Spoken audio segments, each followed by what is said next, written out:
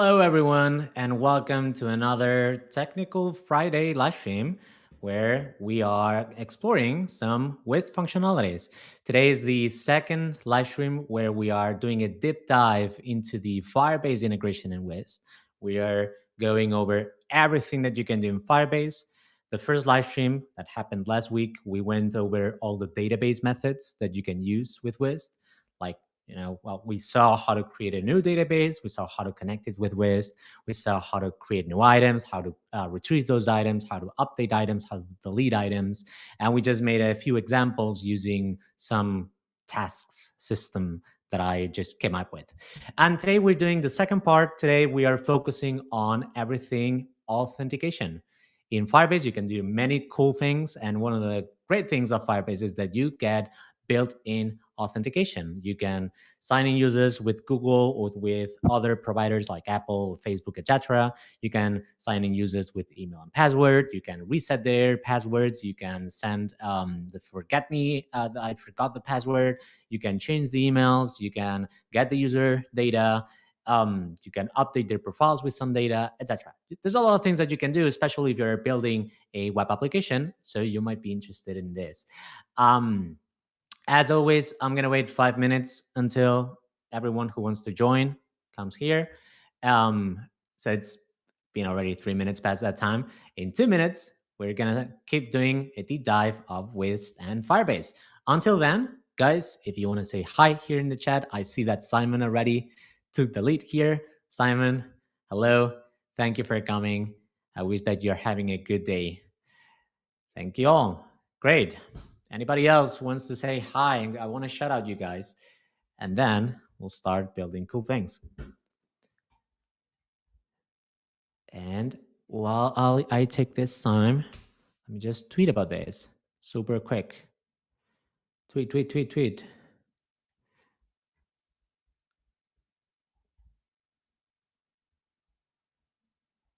Here.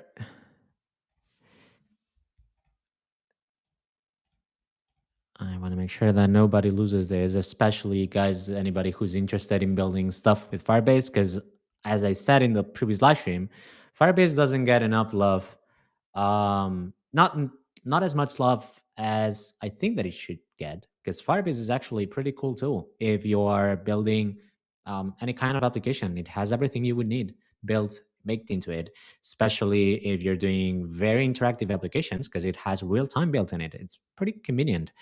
So let me see. Second round of the Firebase plus Wist deep dive starting now.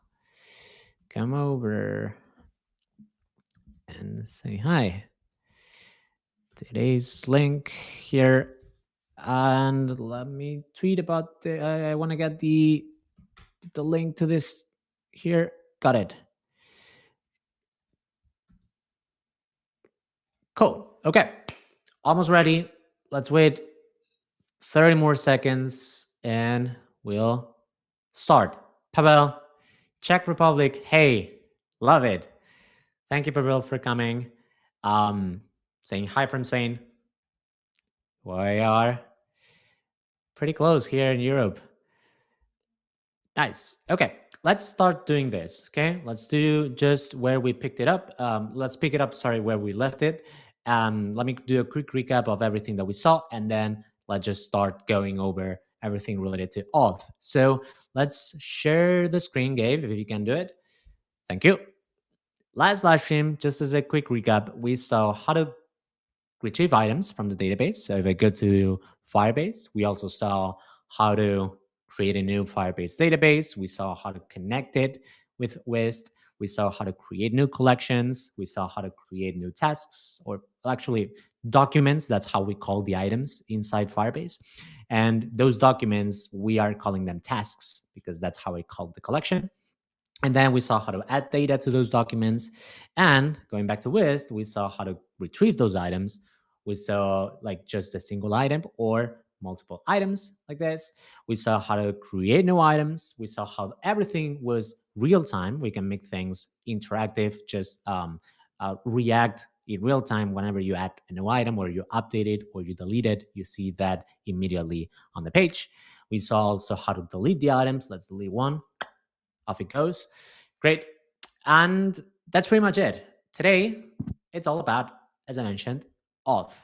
So there's a bunch of things that I want to talk about. It's going to be a packed live stream again because Firebase offers a lot of goodies. Ivo, thank you for coming. Italy, nice. So we're gonna start with just how to set up authentication in Firebase because we need to go back to Firebase and enable that authentication.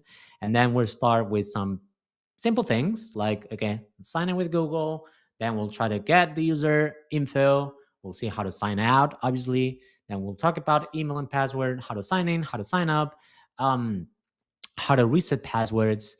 And in the middle of all of this, there's one very important thing that we need to connect with the database methods, which is that many, many times you may only want to load some data that is specific to the user, not to all the users. In this particular case, right now, I am loading all the tasks. But in a real life scenario, that's not what you want to do. You want the user to only load the tasks that belong to the user, and we want to make that secure. That's a very important topic because in Firebase, you need to define rules to make sure that nobody can read anything that it does not belong to them. We'll see that. Okay. So, guys, I hope that you're ready to start. I am. So, let's go to Firebase and start doing things. First of all, as I mentioned, we want to enable authentication in Firebase. So if you go to your Firebase dashboard and you check the sidebar in here, you're going to see, maybe you see it in the shortcuts, maybe you don't. If you don't see it in here, you just go to the build dropdown and you look for authentication like that. Okay. And inside authentication, usually if you had this set up, you would already see all your users. But because this is the first time that we're doing this, we need to first enable authentication. As Firebase is saying, authenticate and manage users from a variety of providers without server-side code. Set up a sign-in method. Okay, so we need to set up these sign-in methods. And as you can see, there's a lot of things available in here. We can do email and password. We can do phones. We can do just anonymous logins as well. But also we've got third-party providers: Google, Facebook, GitHub, Apple, Twitter, Microsoft. Who the hell uses these? But I don't know. You might. And also there is custom providers in case that you are enterprise and you want to offer like single sign-on, stuff like that. But we're not going to get into that. Let's keep things simple. So let's just start by setting up Google. That's it. Okay. So here in Google, all I have to do is just enable this. And now that we've enabled Google, it should appear as enabled. 1 second. Great. Okay, cool. So we've got our provider here enabled.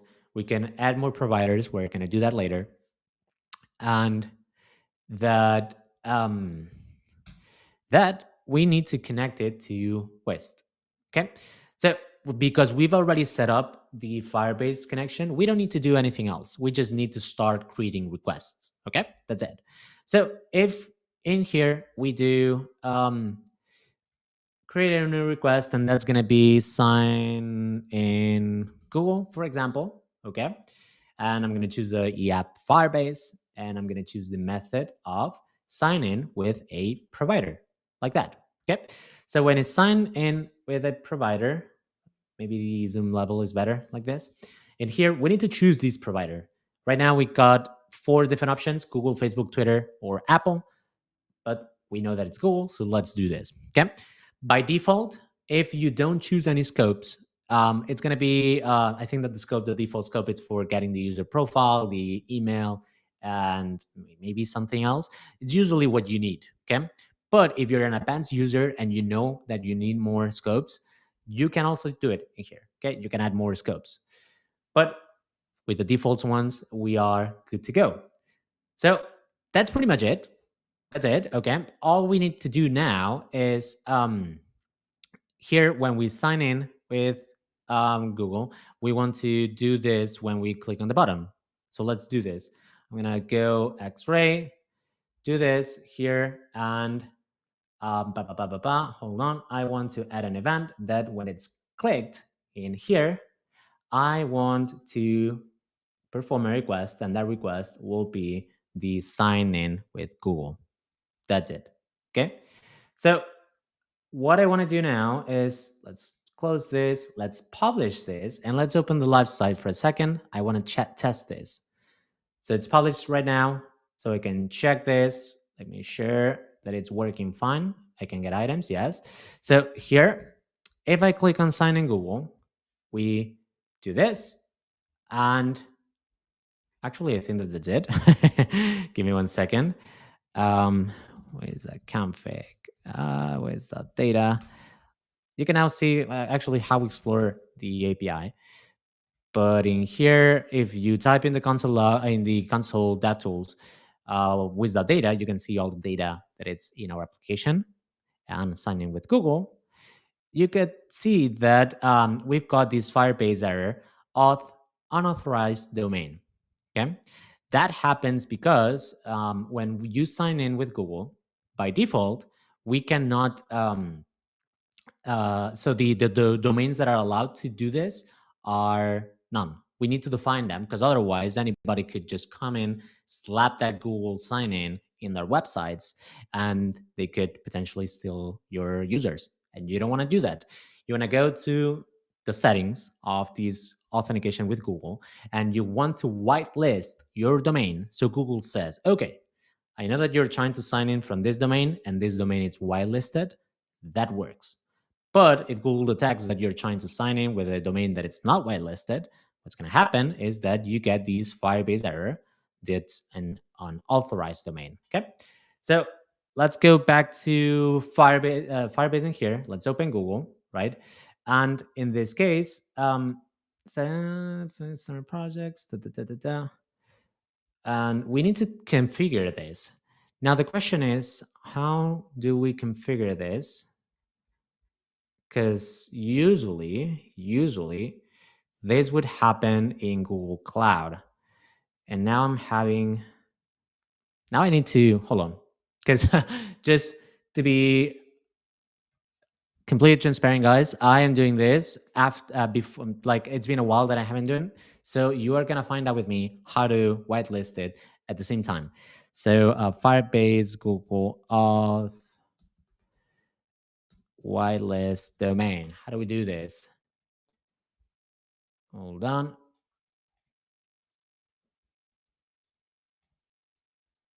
In here,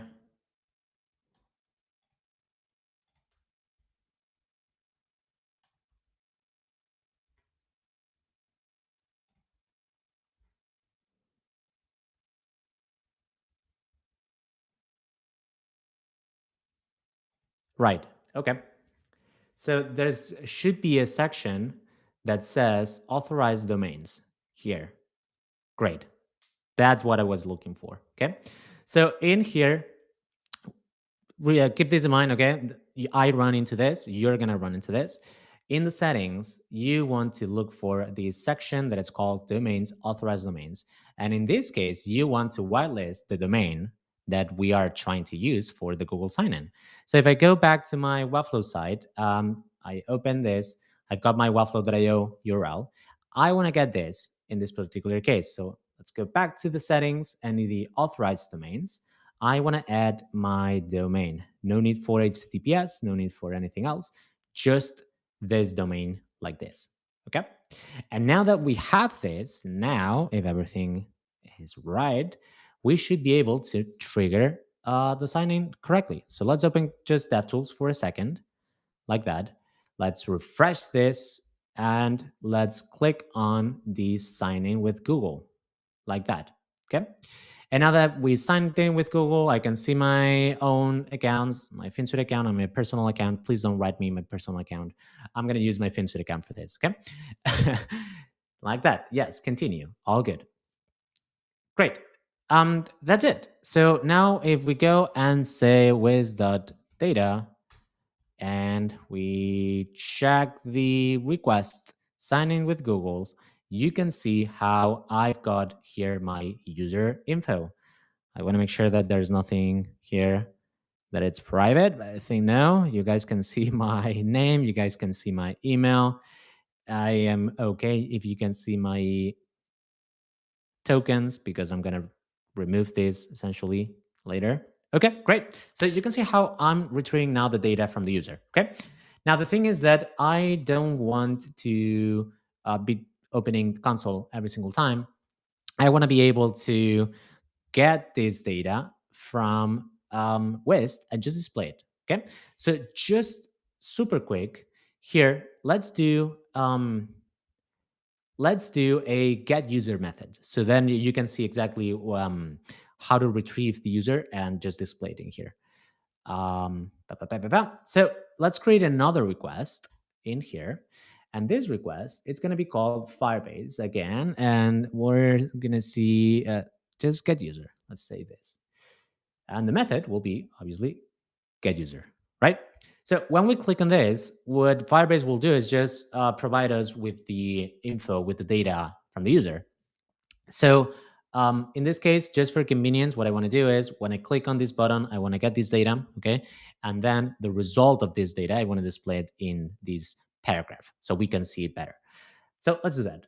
Click on this button. So set up an event, add an event, click, and that's going to be a perform request, get the user like that, done. And now let's go to the get user result. And in this case, I want to display some text, right? Let's do here, and in the value, let's do r dot get user dot data like that. But not only this, let's actually do a, actually I believe that it should stringify it already. I think. Maybe not. It might. Yeah, let's try it. So if we do this again, okay, I don't even need to sign in again because Firebase is smart enough to have a cookie set up on my site. And because I already logged in with Google, I know that I am logged in. Okay. So let's get the user and boom, I can see now this data, but it's not showing it properly. So let's hold on. Let's go back here. Let's do a proper JSON stringify like that. And let's format this. So let's say null and two, which is just gonna make it look better. Okay, done. Let's refresh. Get the user. Great. Okay. So as I mentioned, here you can see everything from this user. I can see the email. I can see if the email is verified. That's something that you want to check in case that you want to make sure that the user, has gone through the whole process. You can see the name. You can see the URL from the user. You can see data of the provider because it could be Google, but it could be Facebook, it could be GitHub, it could be many other things. Um, then you can also get some tokens and stuff, but usually you don't want to do that. Like you're not going to use this unless you're implementing some server side logic that relies on these tokens. Most of the times you're not going to need it because in Firebase, we've got Firebase rules, which I'm going to talk in a second about. Yep. And that's pretty much it, like that. So instead of having to explicitly get the user by clicking on it, let's do another thing. Let's go back to my Wized setup and let's create a global event. And in this global event, we're just going to say, hey, when the page starts loading, just get the user like that. So perform a request, get the user. So let's do this. Get the user on page load like that. Because then now I don't have to manually be checking if the user is logged in. Firebase will do it for me every single time that the page loads. So in this case, if I reload the page, you can see how it loads the user. And we also have access to this in our application. Great. And maybe what we could do is the last thing, which is sign out. We want to, at some point, allow people to just destroy this session. So very simple. All I need to do is create another request that's going to be called sign out. I know, not sing, but sign like that. And there's no secret in here. Just sign out and that's it. So, oh, actually, no, I want to set up this button that when clicking on this button, click on this button, we want to perform a request, and that request will be the sign out. Okay. So when signing out, again, Firebase will handle everything for me. If there's some data that it's persisted on the browser, like a cookie or something, Firebase will destroy it and just make sure that there's no data from the user. So if I sign out like this, obviously I need to set up proper, like, um, notifications to the user, like you've signed out. Maybe we could redirect the user or whatever. But in this case, if I click on sign out, now if I reload the page, there is no longer any user. So if you wanted to implement like a proper experience to the user, you probably would want to do is not only perform the request to sign out, but also you want to do something like um, navigate, and then you want to navigate to the homepage or some other page, right? So in this case, what we're going to do is just sign out and then navigate to the homepage. So let's just try the whole flow again just to see this working. Maybe here also we could do the same thing. We could do sign in with Google. And then after signing in with Google, we could also perform another request that gets the user like that. So now we are doing kind of like a full flow, not having to ask the user to refresh things. So if we come here, let's just try it like that. There is no user, as you can see. Let's sign in with Google. Google will ask me for my account. I'm going to use the FinSuite account. And then in here, it has retrieved the user. It's displaying that.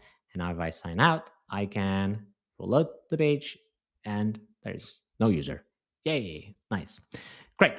Now let's talk about signing in with email and password and signing up with email and password. Actually, no, before doing that, let's talk about the important thing, which is now that we've signed in, let me sign in. Now that we've signed in here, now we should start doing things like loading the data only for the user, right? We don't want to be loading all the data for all the users. We only want to load the data that belongs to me in this particular case, right?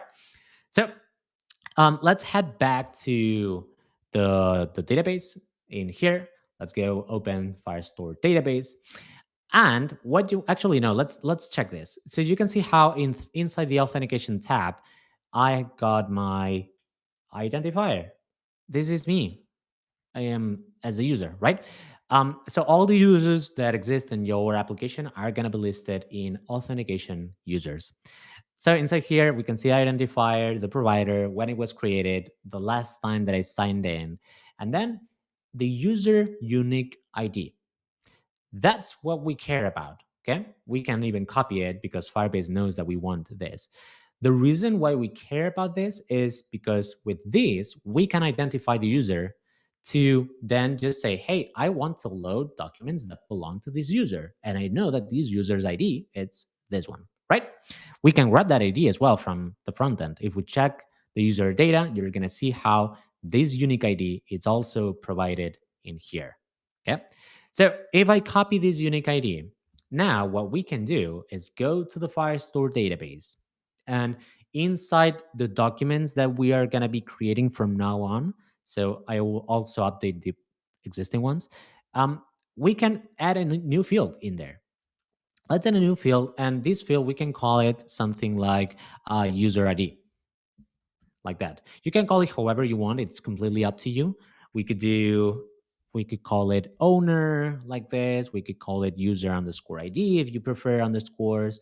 We could call it user ID. We could call it user UUID like this. I'm just gonna use user ID. Okay. And in this case, let's add my user ID like this. Done. Let's do it for another one, just another one.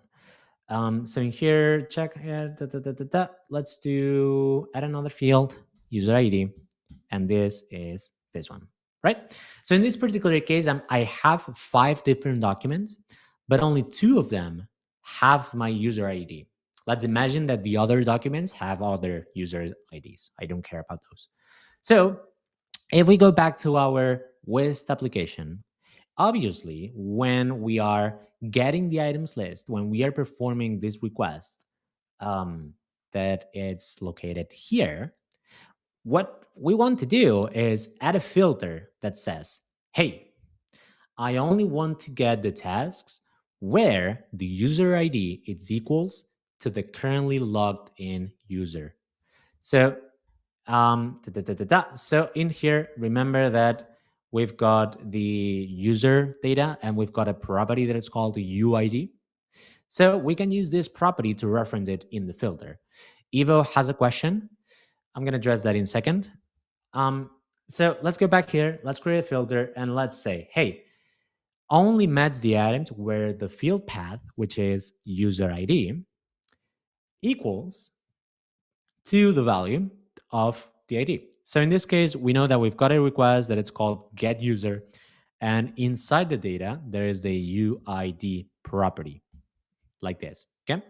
By the way, I'm not showing this, like I'm not logging into with Google inside Wized for a reason. I'm going to explain that later. But here now we are referencing this filter to the get user data UID, which is essentially this here, like that. So let's publish it and let's check what happens. Super quick. Remember that before when I was getting the items list, I was getting all the items. I was getting 1, 2, 3, 4, 5 items. But if we refresh the page, now when I click on this, it's going to be updated with a new filter. And it should only, and it does, only return two properties, which is the pretty nice how and check how it appears. I like these two items. Okay, these two are the ones where the user ID has been set. Now, probably if you are like Evo, you're having some questions like, right, but this doesn't sound secure, right? Because all you've done is from the front end, from the browser, you're doing a request where you're saying, hey, return the items where the user ID equals to this. So what it's preventing me to just change this user ID and say, hey, another user's ID. Like I could add some other user's ID in here and it would technically work, right? I can hack the account of a different user. And right now, at this moment, yes, you can. But I'm going to teach you now how to prevent that from happening with Firebase rules. Okay. Firebase, by default, it's a database that technically everyone could consume because it's called directly from the front end, right? And whatever happens in the front end is always hackable. Like you can always swap data and request something from a server that it's different what the server was expecting. Okay, and Firebase knows that. So the way that Firebase prevents these issues from happening, the way that Firebase protects your database is by implementing one thing that it's called rules, like that. Okay, we're going to talk about this just in a second. Ivo, your question was, isn't it dangerous to have a user ID like this be the key to the data? Shouldn't it be a temporary session token? Right. Well, now with rules, you're going to understand why it is secure. You're going to see how nobody else other than who logged in can use this. Because when you log in here with Firebase, Firebase is generating an access token, right? Uh, Here. Firebase generates an access token and a refresh token, and Firebase handles this automatically for us. The moment that we request things, Firebase will be sending this as access token to the Firebase server. And the Firebase server, which is running these rules, is going to be able to get this access token, parse it, and get some data from it. So then it can be used for the rules that we are going to write right now. Okay. Now, obviously, I could get into now a whole tutorial of writing rules, but it's 2025, and the easiest thing to do when writing a rule is just start by asking ChatGPT. That's it. Easier. And now what I'm trying to do is switch ChatGPT's. Come on, let me put it. I can't. Hold on. I'm going to use the browser version. Okay, let's use the browser version instead, like that. Okay. So with Firebase rules, what essentially you're doing is saying, hey, This specific collection, I only want users to be able to retrieve documents when this rule matches, that other rule matches, etc. Okay. So you can define exactly the amount of security that you want for those collections, which means that we can implement rules like saying, hey, users who are trying to get items from this tasks collection are only allowed to get items where the task user ID belongs to their UID. Okay. And then essentially Firebase, every time that somebody tries to read the data from the tasks, it's going to first check, okay, who's trying to do this? Okay, give me your access token. I'm going to check your access token. I'm going to get the user ID from that access token. I'm going to say, okay, you are this user. You can get this data. You are not this user. You cannot get this data. You get an error. Okay, that's what's going to happen. So here with the rules like that, if we inspect it right now, all it's saying is, hey, it's defining some boilerplate in here. And right now it's saying, hey, match all the documents for all the collections. Okay, this is just a global rule so we can develop. Allow reading and writing basically true. Like it just saying, hey, we allow reading and writing everywhere. But I don't want this. I actually want to update this. Okay. So let's go back to whoops. Let's go to ChatGPT and let's say, hey, I've got a Firebase collection called tasks. Each task document has a user ID property that contains the user, oh, a user ID. Like that. Can you imagine that it's there's a user ID property that contains like a color? Like, um, I want to create Firebase rules so only the user, so the users can only retrieve, let's say, can only read, update, and delete tasks that belong to them. Everyone should be able to create new tasks. So you allow everyone to create new tasks. Obviously, you cannot check for user ID because the task does not exist yet. But when reading, updating, or deleting the tasks, you want to not allow them if they are not the user that belongs to that task. Okay. This is my current Firebase rules, like that. And let's put it in here like that. And now ChatGPT is gonna just tell me, hey, okay, you need to do this and that and that. Okay. But let's scan it together just to understand what's gonna write for us. Let's wait for a second. I'm using O1, so it might be a bit slower. Okay, cool. Here's an example of a minimal set of rules that does exactly what you described. Anyone can create a new test document. Only the user who owns user ID, the task can read, update, or delete it, like that. Okay, let's inspect what's happening here. It's saying same boilerplate, rules version 2. Then in Firestore, it's checking for the documents of the database. And then it's saying, hey, in the tasks collection, okay, task ID, like that. And the way that the reason why you do this in Firebase like this, it's because this becomes a variable and we can use that inside the rules. So it's saying, hey, in the tasks collection, the task ID, the one that we are inspecting for the rules, we can use it.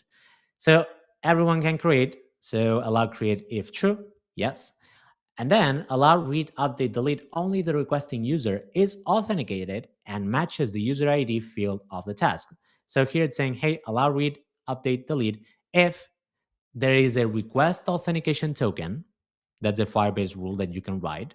So essentially it's saying, hey, if there is no logged in user in here, if there's no user data, there's not going to be an access token. So it's not going to be allowed to do anything. And then it's saying, and the user ID inside the access token should be equals to the user ID of the resource that we are trying to access, like that. So here, when you type resource.data, you are referencing to the item itself on the database that we are assessing. We're checking if it matches the rule or not. Okay. So inside the access token, we're going to have a UID property. We are going to check if that UID property is equal to the user ID property of the test document that we're checking. If it's not equal, we're not going to be allowed to read it, update it, or delete it, like that. Notes and considerations: allowing creating for everyone with the rule of allow created true. Any client can create tasks. Actually, yes, it's good recommendation. So instead of doing if true, what we could say is say, hey, you can create items as long as you are logged in. That's what we want to do. Okay, like that. So let's change it. Let's copy this. Actually, let's say you're right. Only allow users to create tasks if they are logged in.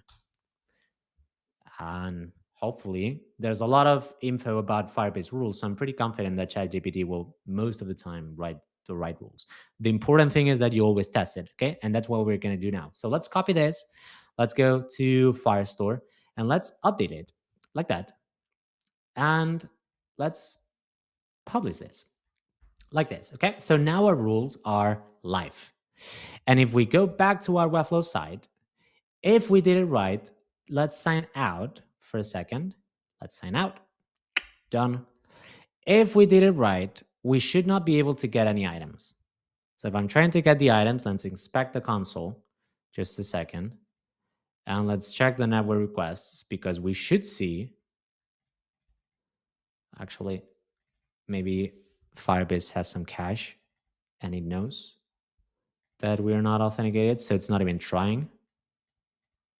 All right, let's do another thing. Let's actually try to, first of all, let's log in. So let's sign in with Google again. Let's do this. And now let's try to get the items in here like this. This is working.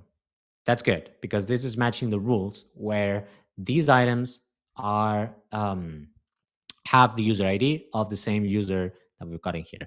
Now let's see if I try to do something like um, ba, ba, ba. If I try to, let's come up with another ID. Let's just say, let's go to the database. And in the tasks, let's say this one will have a user ID of 1234, like that. And actually, yes, let's use this one. Okay.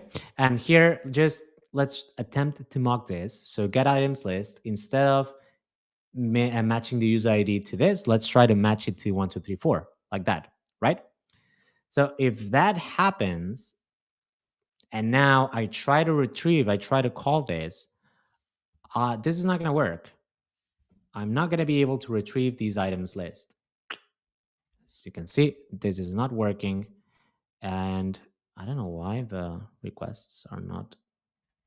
Oh, here, yes. Okay. And in that case, I'm not getting anything. This is some weird. Yeah, this is only channel. This is actually not the request. But I'm not getting anything basically because we're not matching the rule. Okay. That's important thing. There's a lot of people who have been hacked on their projects because they have not set up rules properly.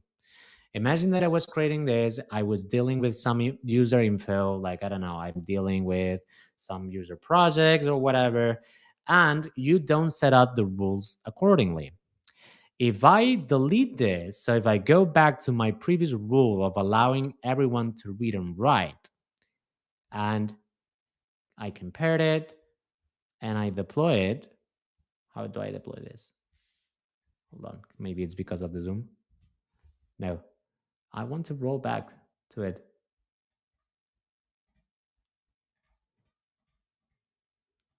I can't roll back, so let's copy it. Let's copy and paste it. Anyways, if I do this in here, we publish this like that. Firebase is already warning me. Your security rules are defined as public, so anybody can still modify or delete the data of your database. If we refresh this again, no, actually, I don't even need to refresh. Now you can see how I am now able to get that item, that user's item, right? I define that as the user ID 1234 in here, right? The pretty nice zone. I'm able to retrieve that. We don't want to allow people to retrieve that unless they are the user who has logged in. So let's go back to our previous rule, the one that it's fully secure. Let's just publish this again like that. And let's go back to Wized. And in Wized, let's just undo the changes to the get user data, user ID. Cool. Great. Okay. So we now know how to implement security for only getting the user's data. We know how to sign in with Google. Let's do sign in with email and password and sign up with email and password as well. Nice. Eva is saying really cool. Yes, it is. Nice. Um, great. So sign up with email and password. Let's try to do this. I've already set up some um, with attributes. So let's just set up a new request. I'm gonna come here and I'm gonna say. And by the way, the reason why there is no sign up with Google, it's because the sign in and sign up are essentially the same thing. When you sign in and the user does not exist, Firebase will just create the account.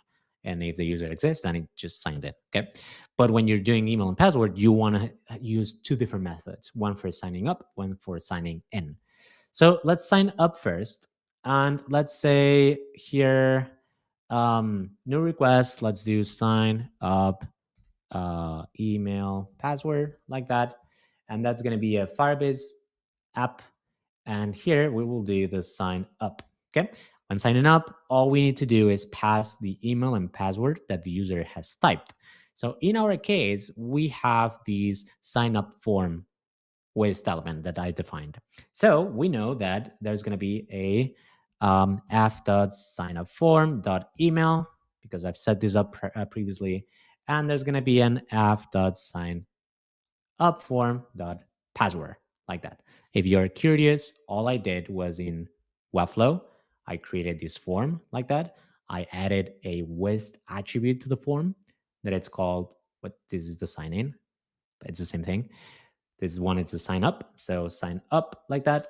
And then inside the form, each of these fields, I've assigned a name to them. So the email has a name of email, the password has a name of password, like that. These names, let's zoom in a bit more.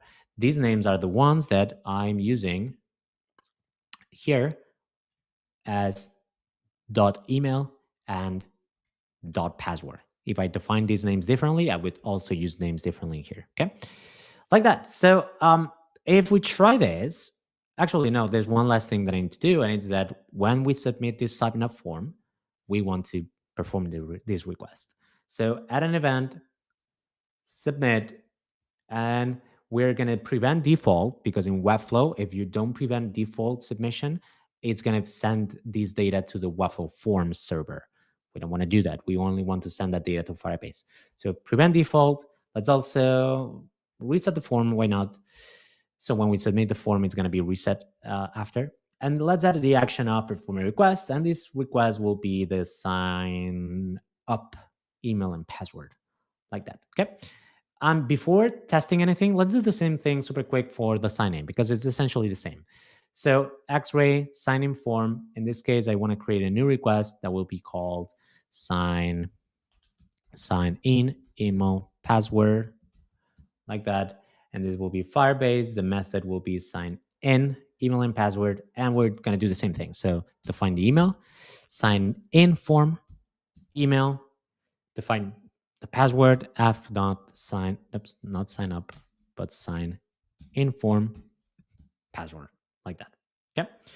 And the same thing. So when we submit this, let's do a submit event, prevent default, reset form, add an action, perform a request, and that request will be the sign in email and password. There's another thing that I'm thinking that we could do, and it's that after both signing up and signing in, we could do like, we could redirect the user. That's an option. We could just simply perform the request of getting the user, etc. So in this case, let's actually just perform the request of getting the user. because Firebase is smart enough that after signing in and signing up, Firebase already retrieves the user data for me. So after doing the sign in method, let's also do the get user method. And for the sign up, let's do the same thing. So after doing the sign up method, let's perform another request, and that request will be the get the user. That's just for convenience, okay? I can publish this, but actually I can also test it here from Wized. So let's try it from Wized here. Actually, I had forgot to explain to you why I cannot do the sign in with Google from Wized. I'm going to show you in a second.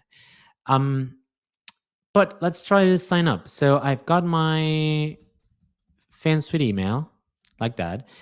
Um, One thing that I don't know what's going to happen now, I've never tried, is that if I try to sign up with an email that I already used for Google Auth, is Firebase going to connect both? Let's see. So let's do, and just to see here the data, let's do 1, 2, 3, 4, 5, 6, 7, 8, for example. And this should be called sign out, sign up. Okay. Don't mind it. It's actually sign up. If I submit this, we're going to now get some data. And in this data, it's saying missing email.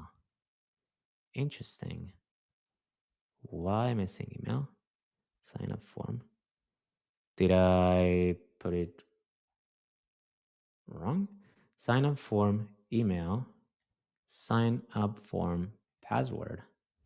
And the sign up form, it's this one. Interesting. Hold on. Sign up form. Let me try it again. At finsuite.com. 1, 2, 3, 4, 5, 6, 7, 8. Okay, interesting. I'm doing something wrong because this is not being collected. Because I should see this in here. So let me try to refresh just for a second. Okay, I needed to reload the page. I think that it might be that I had connected everything before I published it or something. All I had to do was just reload the page, the canvas. Okay. Um, so now you can see how in the let's expand the data store. If we go to the forms, I've got create item form, yes, sign in form, fine, sign up form. Okay, and in here I've got some email and password. So let's do it again. Sign up email and password. Let's do alex.iglesias@finsuite.com and 1, 2, 3, 4, 5, 6, 7, 8 like that. Let's submit this. Okay, cool. Like that. And you can see how that's what's submitted. And if we check this, it also attempted to do this. But okay, check this out. Firebase is saying, hey, email is already in use. Okay, so that means that in Firebase, you cannot sign up with the same email with different methods. Either you do email and password or you do Google authentication. I will check if there is a way to connect both things. If I can also bring, if I logged in with Google, if I can bring an email and password setup to it, it should be possible. Maybe we can do another live stream about that. I will do some diving. So instead of doing that, let me just create another account super quick. So let me do sign up. This is going to be alex.iglesias +1, for example, at gmail.com. And that's going to be 1, 2, 3, 4, 5, 6, 7, 8. Okay. Sign up. Okay, great. And in that case, operation not allowed. Why can't I do this? Another issue to solve live. Hey, Demetrius. Thank you for coming. No worries. It's always fine. You can always scroll back in the video. Let me see. Oh, yeah. Right. Okay. I'm trying to use email and password, but look at this. I haven't set up email and password. I need to set it up. Okay. So always when you're trying to use a method for signing in or signing out or signing up, you need to define it in Firebase. So in here, let's go to signing method. As you can see, we've only have one provider, Google provider. We want to add a new provider and we want it to be email and password like that. So this is going to be enable email and password. We could potentially also do email the passwordless sign in. That's also possible. Let's just enable it as well. Let's just stick with email and password for now, like that. Okay, great. So now we've got this enabled. So if I go back again to, um, let's close this. If we go back to Wized, let's try it again. So let's refresh the page just in case. Alex.iglesias plus one at gmail.com. The reason why I'm doing this plus one is just so it detects that it's a different user. Okay. And you 1, 2, 3, 4, 5, 6, 7, 8, like that. Sign up. Okay, great. This looks like it worked fine. Yes. You can see now I've gotten this data. Okay, got the data, the email, got if the email is verified and it's telling me that it's not. Okay, you might want to use this info in your application. um, then can check, if there was some photo, if whatever, etc. Okay, so if we go to our authentication in here and I refresh these users table, now I should see here this, boom, like that. Okay, now I'm curious, maybe I wasn't able to connect the account with the previous account because email was not set up. So let me quickly try this. So alex.iglesias@finsuite.com. 1, 2, 3, 4, 5, 6, 7, 8. What happens here? No. Okay.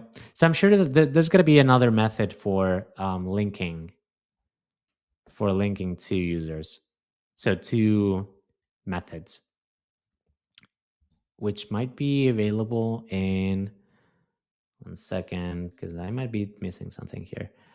Sign in, send password reset.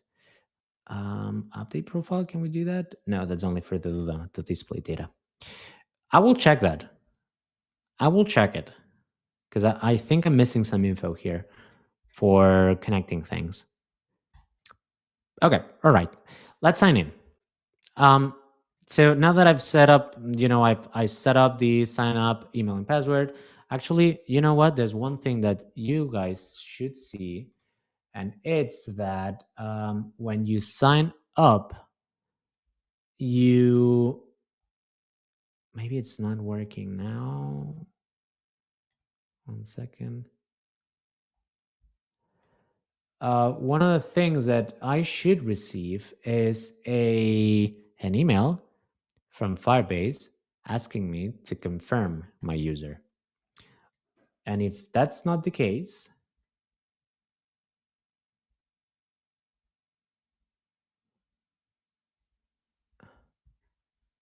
hold on a second, because I think I'm missing some things in here.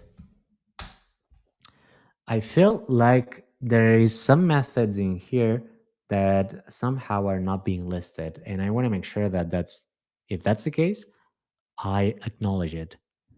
Authentication, update email, simple.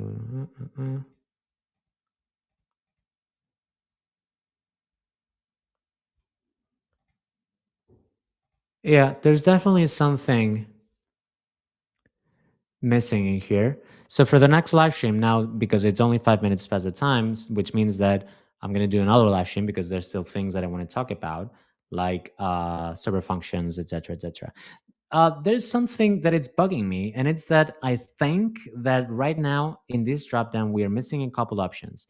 The first one is being able to link emails and Google sign in, so I could potentially use both my email and password or my Google sign in for the same user email. That's one thing that I think it's missing. The other thing is that we should have a method for um, resending an email for verifying the email. So usually when you sign up with email and password, as you saw it here, let me delete this for a second. As you saw it, get user. Where is it? Get user. You can see how email verified is equals to false because it means that Google has still not sent a verification email to the user, or it has sent it, but the user hasn't hasn't opened and verified it, right? And in that case, you may want to just say to the user, "Hey, You haven't verified your email. You should do that. Haven't you received the email? Resend that. And there should be a method for resending that email verification. But maybe, hold on. Maybe it's because the template is not set up. When a user signs up using email address and password, you can send them a confirmation email to verify their registered email address. Yes. And that should be sent. But somehow that was not sent, or at least I'm checking my email and now I'm not getting it. Why am I not getting it? Maybe it's in spam? Maybe it's because of the +1 that I did. Let me do a quick check just in case, guys, because I want to make sure that I'm giving you the right info here. Let me sign up as well. So let's sign out. Let's sign out like that. Let me sign up using my personal email. Again, please, guys, don't write me in my personal email. I'm not going to respond. Okay. So if I do this with my personal email, let me check it super quick. And I am getting it. Okay, so it was an issue of the +1 that I did. Okay, but if you check this, I actually got the email. Okay, so just so you know, there is you're gonna get emails from Firebase, and in this case, I'm getting this email that's saying, "Hey, verify your email for auth demo," which is what I created, and I need to click on this, follow this link to verify your email address, and in that case, this will verify the email address, of course, right? So you can also, just so you know, let me close this. Just so you know, you can tweak these templates by going to the templates section here in authentication.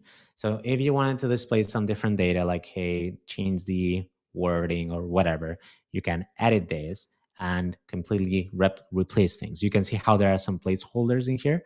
That's because that's not Waffle, sorry, what Firebase uses for placing the important data in here. Um, so you can do this. You can tweak it both when you are with the email verification template. You can do it for the password reset. You can do it also for the email address change. All these things can be tweaked. Okay, so before leaving, because I want to make sure that we talk everything related to auth. Before leaving, sign up email password, sign in email password. I want to also send a forgot password request. Okay, so imagine that I don't remember what email I was trying to use or what password I had. Here in Firebase, I can create a send password reset email. Okay, so if I do that, let's do send password reset like that. In this case, it's going to ask me for my email. So usually, if the user is logged in or if it's not logged in, what you can do is grab it from a field. You could do a form submission that the user adds his email in there, and then you do this. So in this case, I'm going to write again my personal email, just hard code it for now, like that, so I can show it to you guys. And when we do this, let's run this super quick. And this was okay. So if I open my personal email, which hopefully it's not being shared here. Okay. So now here you can see how, hold on, let me move this here. Here you can see how I got this as well. Follow this link to reset your blah, blah, blah for my personal account like that. If you didn't ask to reset your password, you can ignore this email, okay? And when you click on this, this is gonna send you to this weird page that it's hosted by Firebase, that it's meant for resetting the password. If you don't want to do this and instead you want to do a custom verification process, so essentially instead of going to this weird page by Firebase and resetting the password, the user goes to your website where you display a form to the user saying, "Hey, you can now choose a new password," and blah blah blah blah. You can do that as well by, first of all, password reset, you update the template, and instead of sending the link to one second. Instead of sending the link to the default Firebase link, you can customize your action URL so it points to your website. So an action URL is a link where users can complete tasks like resetting a password or changing their account email address. So you can change this to point to the to your website, and it will include a token in the link. Okay, so instead of doing this, let's try it super quick. Let's grab the live site URL, which is going to be this one, and let's do customize action URL, and the URL would be, maybe it could be like forward slash, I don't know, um, reset password. Imagine that I had a website, like a page defined for that, but I don't at this moment. So let's use just the main page, the main website. Great. Action URL updated. Great. So if I go back and do this again, if I send these requests of sending the password reset again, here, let's play this. Okay, good. Let me go back to my personal email super quick, like that. Great. And now you can see how this link is pointing to my website. Not only that, but it includes some query params. Mode equals reset password. OOB code equals to some coding here, and API key equals to whatever. Okay. So when I visit my website, these query params are appended to my website, right? Which means that from Wized, you can access those query params because we have access to the URL's query params. So let's quickly check it. And I could potentially create another request that it's called Firebase confirm password reset, like that. And in here, let's do confirm password reset. And it's asking me two things. It's asking me for the OOB code. Remember that this OOB code is included in, I know that it's a bit small, but you might see it in here. OOB code is included in the URL query params, and then the new password that the user submits. So potentially what you would do is, first of all, define these query param in the navigation parameters. So you go to data store, navigation parameter, and you're going to click on a new one. And this could be called OOB. How was it? Let's do the same thing. It's OOB code. So let's do it. OOB code, like this. Okay. And now, because we have created this, then in the request, the OOB code will be gotten from n.parameter.oobcode, like that. Okay. And then the password would be, you present a form to the user saying, hey, please submit your new password. You would link that newly submitted password in here. So then when you run this request, Firebase will handle everything for you. We'll make sure that the user is the one that it's claiming to be using this OOB code from the query params and the API key. And then the new password will be read and sent to reset the password. Whew, okay. I know that I was a bit fast here, but I wanted to make sure that I explained that before ending this live stream. But I think that we're good now. Okay, things that are missing that I'm probably going to be doing next Friday. It's we can talk about maybe unsubscribing real time. Maybe that makes some of you guys interested.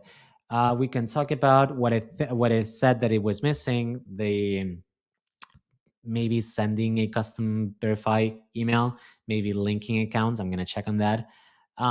We can also inspect doing magic links. So here in the signing methods, there's also a new provider.